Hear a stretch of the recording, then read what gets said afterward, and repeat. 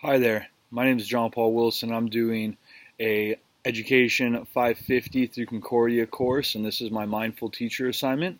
I wanted to bring in place one of my favorite teachers, and actually I'm going to go way back when. It's going to be my sixth grade math and science teacher, Mr. Kircheville, who was a super interesting character for me.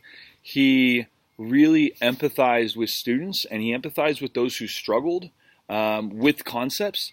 I just remember him being so open to kids who had questions. When kids had questions, he would answer every single question to make sure every kid understood what the material was and the content.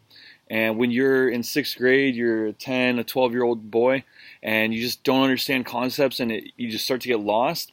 For you just to be able to raise your hand, know he will contact you. He will ask you out loud, hey, what's your problem? What are you getting struggled with? And he would come over and work with you in front of the whole class. So not only you, but other kids could see that he's willing to help kids that were struggling.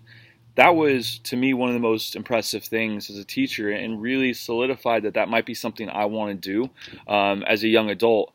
He also had a great self-control and self-awareness to him. He would lose his temper from time to time, but he wouldn't just blow up in the moment. He would actually make things humorous. So he would get angry and he would do stuff like over the top, but it would be done in a way to drive humor. So people realize that it's okay to laugh in situations of tense issues. And he would discuss with us why he was angry and reflect on that. And a lot of times at the end of one of his little anger spouts, which were not very often, but when they did happen, he would have us reflect and write on them and say, okay, why am I unhappy?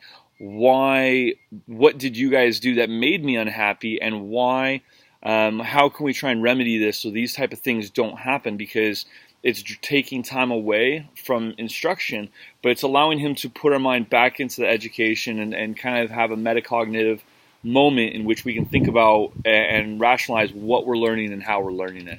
And I've always wanted to say Mr. Kirchville was one of the reasons why I became a teacher, and I couldn't thank him enough for what he did, both with his empathy to students who struggled, his understanding to them, and his personal control and just self-awareness.